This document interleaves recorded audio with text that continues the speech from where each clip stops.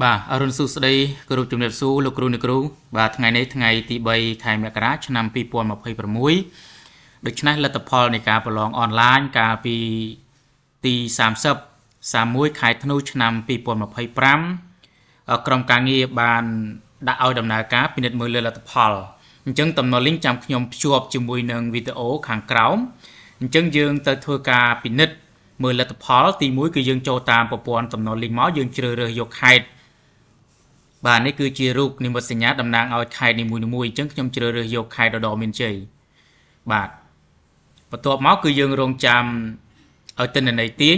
អញ្ចឹងទិន្នន័យទាញនៅត្រង់ចំណុចនេះគឺវាបានបង្ហាញអំពីលទ្ធផលការសិក្សារបស់សិស្សនៅក្នុងខេត្តឧត្តរមានជ័យសម័យប្រឡងគឺនៅក្នុងខែធ្នូឆ្នាំ2025អញ្ចឹងនៅត្រង់ចំណុចនេះគឺយើងមាន2ទី1យើងមើលទៅលើបន្ទុកទៅតាមមុខវិជ្ជាទី2យើងមើលលើលទ្ធផលរបាយការណ៍ទាំង10មុខវិជ្ជាអញ្ចឹងយើងចូលទៅលក្ខខណ្ឌទី1សិនទៅយើងមើលទៅលើមុខវិជ្ជាបន្ទាប់មកគឺយើងពិនិត្យមើលនៅជួរការច្រោះទិន្នន័យនៅត្រង់ចំណុចនេះយើងមិនចាំបាច់ច្រោះ2025ខែធ្នូភេទនិទេសទេគឺយើងច្រោះកន្លែងក្រុងស្រុកបាទអញ្ចឹងសម្រាប់ខេត្តឧត្តរមានជ័យគឺយើងមាន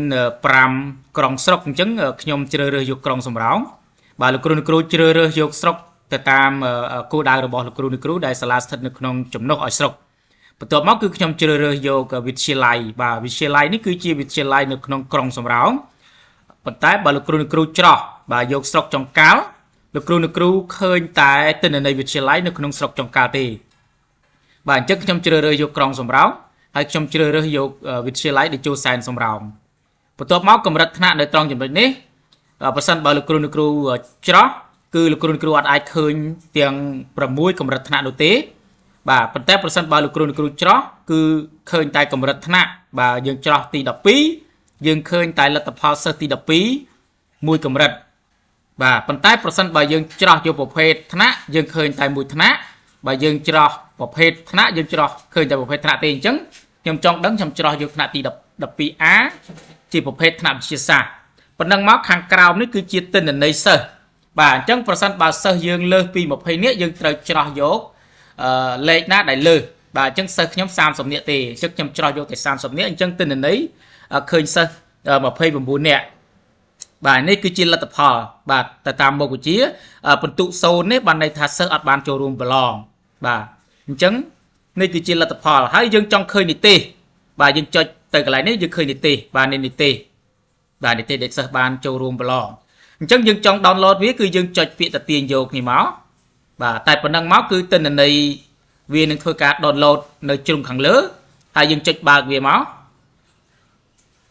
បាទនេះគឺជាលទ្ធផលសិស្សដែលបានប្រឡងសម្រាប់ថ្នាក់ទី 12A អញ្ចឹងយើងចង់ទាញនិទេសយើងទាញរោគនិទេសយើងចង់បានបន្ទុកយើងទាញរោគបន្ទុកមកបាទអាមិញគឺខ្ញុំបង្ហាញអំពីនិទេសអញ្ចឹងខ្ញុំចង់ទាញយកបន្ទុកខ្ញុំច្រោះមកកន្លែងបន្ទុកមកខ្ញុំចុចទាញយកហើយទិន្នន័យទាញយកហ្នឹងគឺវានឹងបង្ហាញលទ្ធផលជាបន្ទុកម្ដងបាទនេះលទ្ធផលជាបន្ទុកអញ្ចឹងលោកគ្រូគ្រូអាចយកទៅធ្វើផែនការសិស្សផែនការគ្រូកិច្ចព្រមព្រៀងដើមឆ្នាំសិក្សារបស់សាលាបានមួយទៀតគឺយើងចូលទៅដល់ចំណុចបន្តមួយទៀតគឺខ្ញុំអត់ច្រោះយកអញ្ចឹងទេខ្ញុំយកទូទៅបាទខ្ញុំយកទូទៅក៏ប៉ុន្តែខ្ញុំបាន